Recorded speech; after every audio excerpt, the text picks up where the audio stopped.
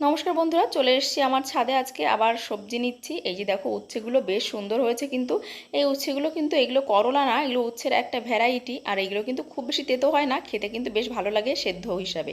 তো আজকেও সকালে কিন্তু সেদ্ধ দেওয়ার জন্যই কিন্তু ছাদে চলে এসেছি, উচ্ছেগুলো নেব। তো ছাদে কিন্তু বেশ কয়েকটা উচ্ছে হয়েছে, মানে উচ্ছে হয়েছে বলতে কি উচ্ছে ধরছে, ফলনটা কিন্তু বেশ সুন্দর হচ্ছে, প্রচুর পরিমাণে উচ্ছে হচ্ছে।